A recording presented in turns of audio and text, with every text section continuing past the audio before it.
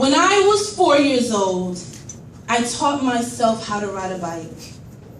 I remember that day like it was Saturday morning, June 3rd, 1989, watching cartoons and eating Frosted O's.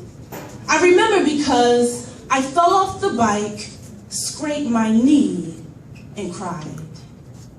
I cried like the heart of a mother whooping her child because she loves him type of cry. And I'm not a mother yet, but by the tilt of her head and the "this hurts me more than it hurts you" spiel, I just knew it had to hurt her more. And yes, those whoopings did hurt, but I remember this day because it was one of very few memories of my father being around. I felt like his scars. Maybe when he was a child, his father wasn't around. Maybe he never got a hug or was told he could do anything he puts his mind to. Maybe he wanted to be a superhero but never got the chance to because he had me, or at least it seems. Or maybe his scars are deeper than that. But I'm talking about my scars here. I remember running into the house, crying my head off as I sat on my father's lap. He hugged me and promised he would make it better, and he did.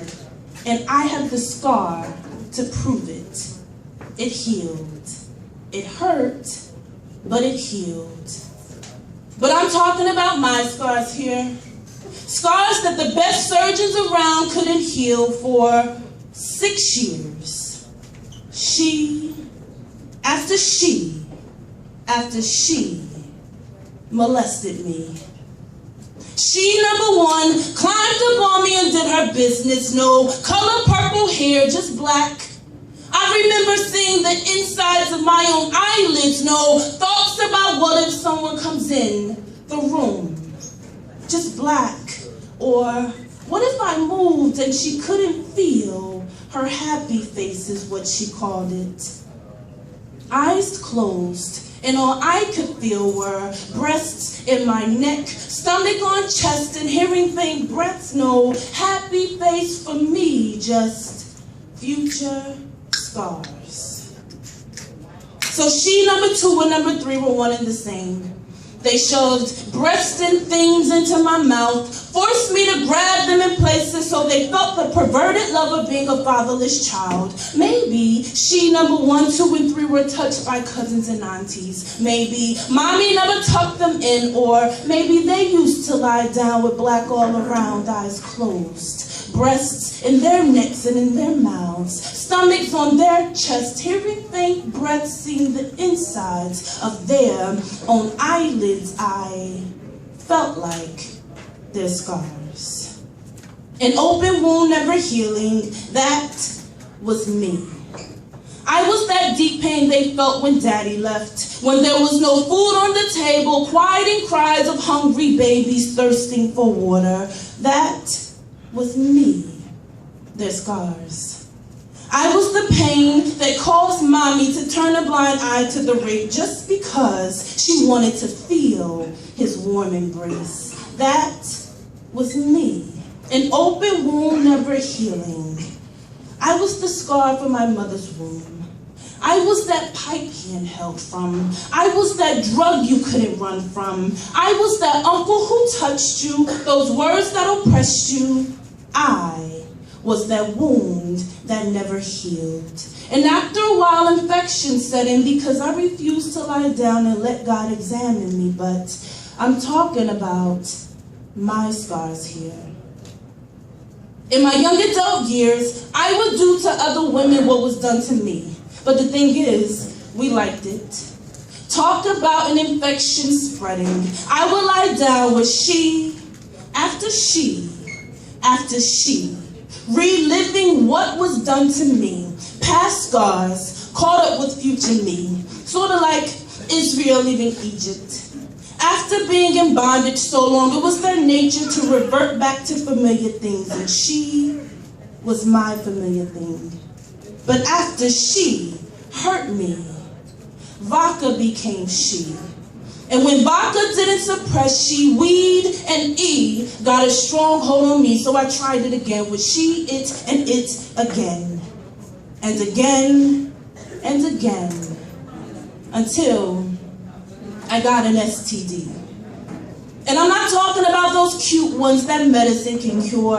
Take this for 2 weeks and drink lots of water because your boo slipped up and got burned. And didn't tell you until you sat down to pee and couldn't bear the pain of fire exiting your vagina. No, I'm talking about one only God can cure. One that will lie dormant in my spine until I stressed out or it just wanted to break out. One that would 5 years later yield to the hand of God like deer panting by streams of water. But I'm talking about my scars here. For the sake of paper and time, I'll fast forward to the age of 23. Here I am. Just graduated college and out on my own, kind of. I moved in with the man from the memory in 1989, and once again he told me he would make things better, and I believed him. I wish I hadn't, because my neck scars would be those handprints he left around my neck after choking the life from my body.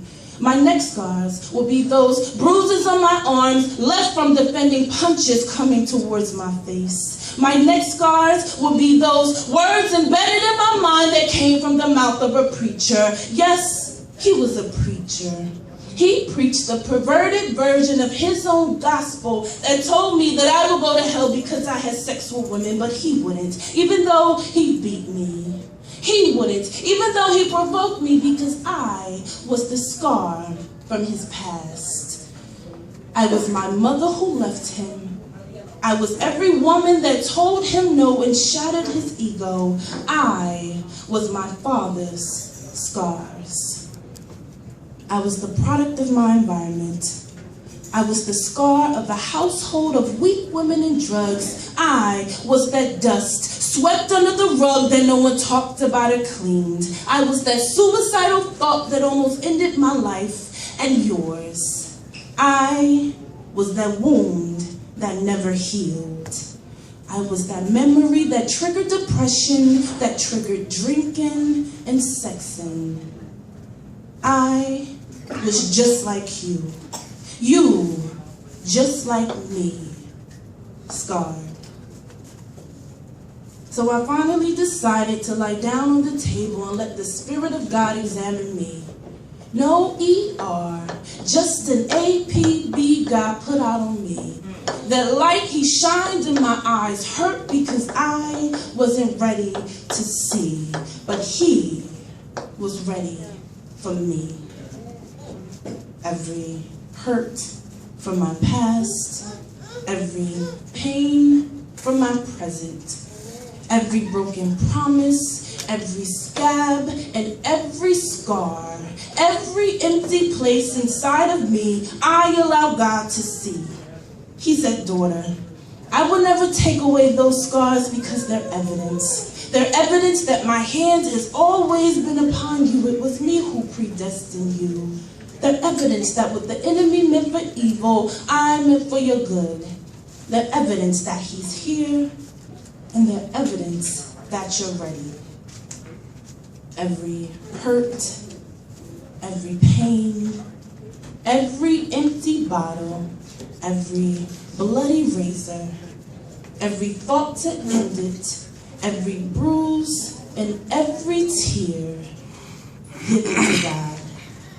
Allow him to peel back every scab, covering every scar, just to let that wound breathe. Allow the Spirit of the Lord in to do what he wants to do, and that's heal you. Remember, the deeper the wound, the sharper the pain, but the greater the healing and the more powerful the anointing. Let your scars be your testimony. God bless.